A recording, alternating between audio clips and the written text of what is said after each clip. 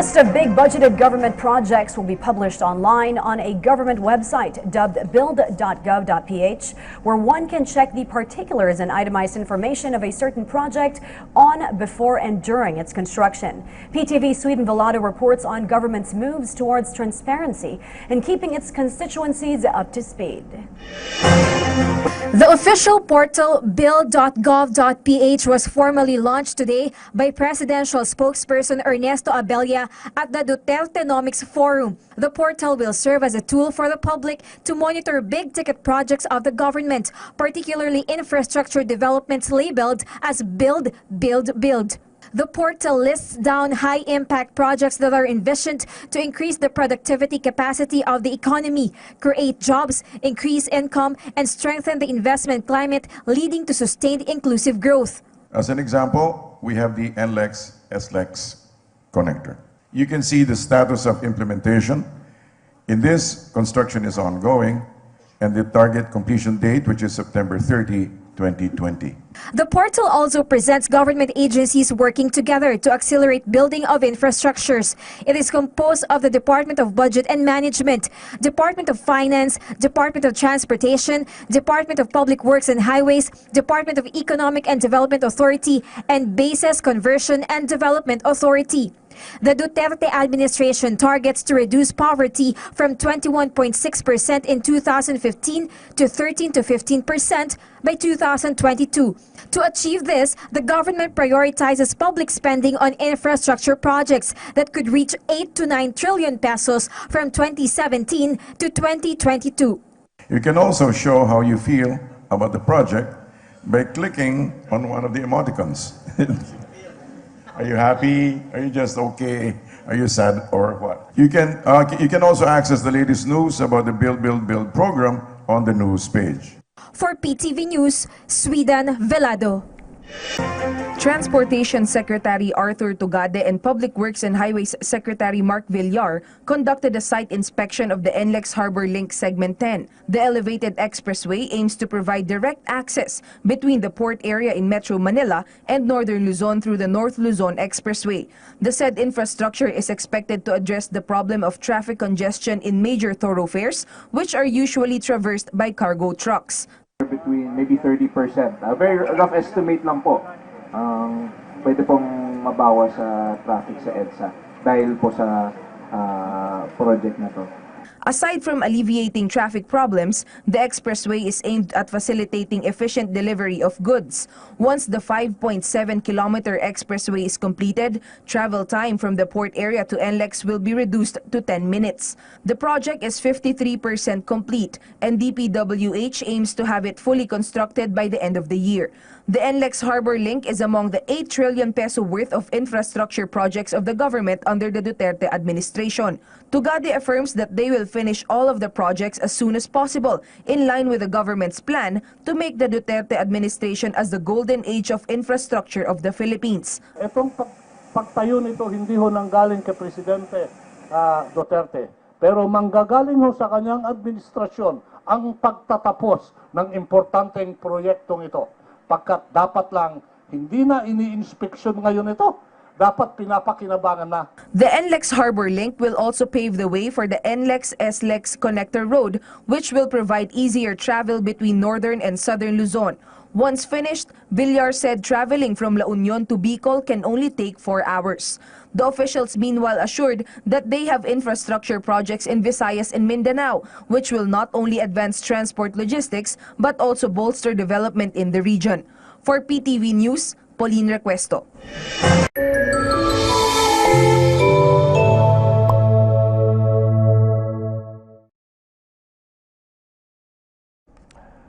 Sa iba pang balita, nakatakdang lagdaan sa Nobyembre ni Pangulong Rodrigo Duterte at Japanese Prime Minister Shinzo Abe ang kasunduan na magbibigay daan para sa konstruksyon ng Mega Manila Subway Project.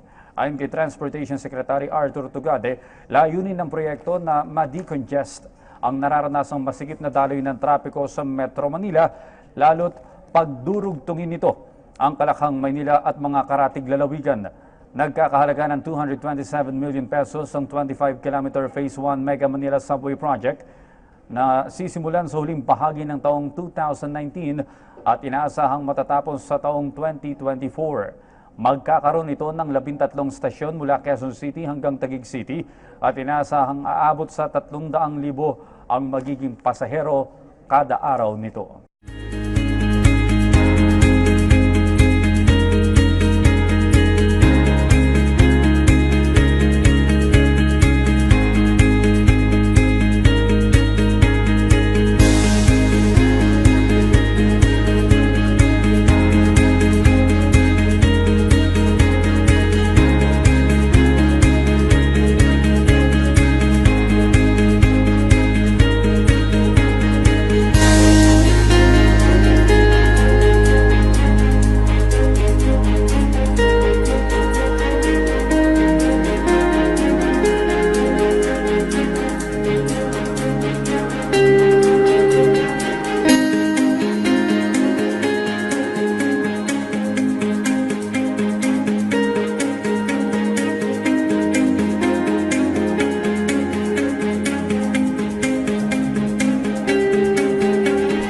Ang magbe-benefit ng malaki nga yung mga truck na as you know, ngayon may truck ban during the daytime.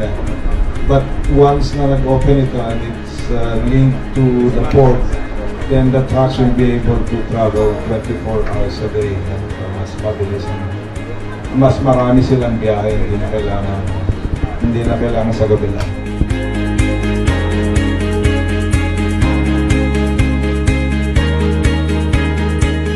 Naging focus po ng administrasyon ang paggawa ng mga bypass katulad ng Connector Road, and we also have other projects na para ma-bypass yung EDSA. I think that yun ang solution. Bukod pa dyan, magkakaroon din tayo ng 12 bridges across Pasig River para magkaroon po ng alternative routes na makakabawas sa congestion sa Guadalupe at sa C5.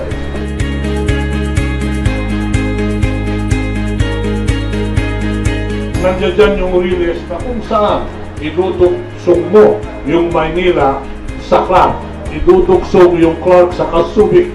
Kagaya ng sinabi po ni Sec, basta sa amin lang, tatapusin namin sa lalong madaling panahon. Yun ang commitment natin, yung commitment ni Presidente sa ating mga kababayan.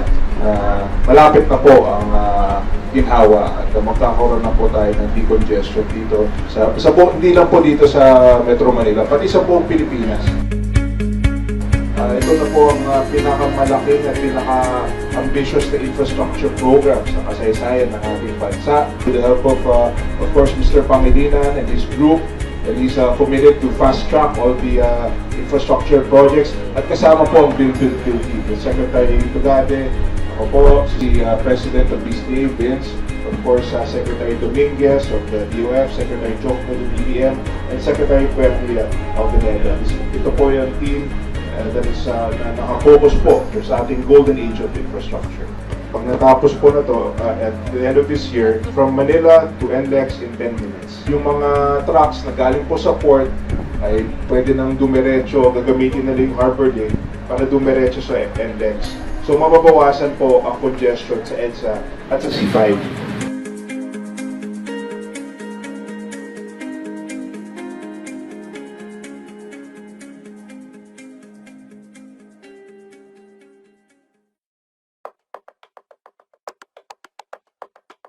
All the best masterpieces start from one line, and the single line begins with a dot.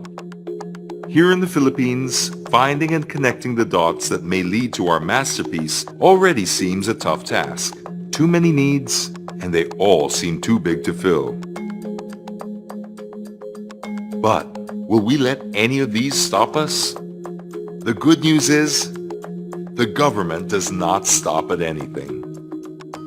This is why DPWH, DBM, DOF, NEDA, DOTR, and BCDA are all working together for the first time in history. 6 agencies committed to deliver the boldest and most ambitious infrastructure development ever. 6 agencies ushering in the golden age of infrastructure, which we call Build, Build, Build.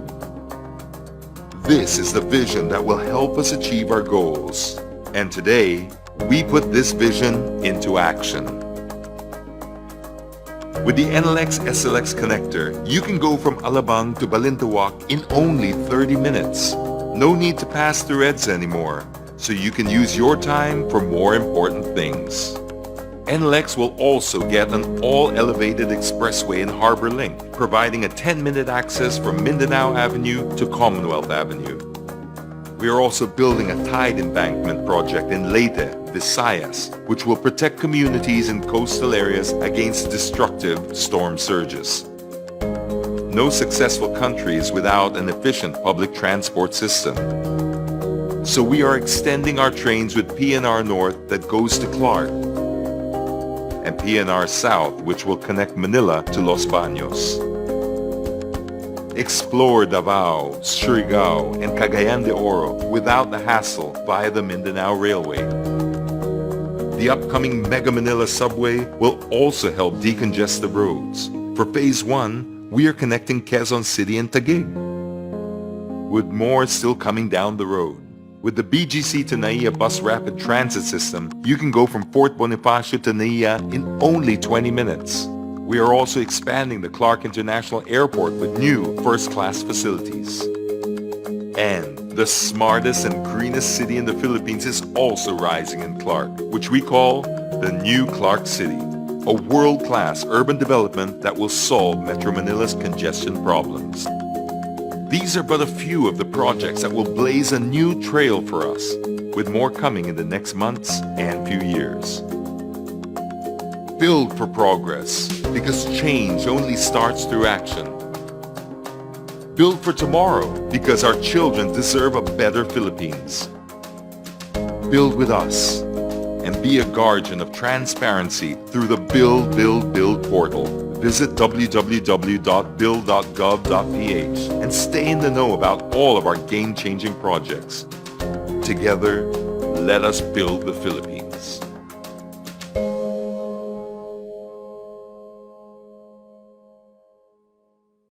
And now we have President Duterte, again building on the fiscal reforms and continuing them, building on the infrastructure development and of course expanding it to unprecedented levels. And I think, one thing that President Duterte is pushing, and I think that may be a way to just sum up what's going on, change. He said, change. That was his winning election battle cry, change.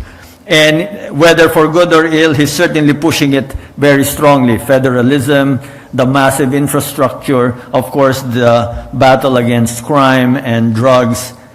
And if there's a takeaway for us here today, let's look at the changes that he wants to make, including changes in the economy. And I think push those changes, because if you have change, then you're going to go somewhere. Not always up, but certainly given a determined and thoughtful approach, and also focus on a lot of the points raised here today, I think we will move forward. So thank you again for spending all this time with us. Please echo this message to the whole world, because that's the whole point of this Dutertenomics campaign, to tell the whole world that the Philippines is making it, is finally making it. Thank you for joining us today.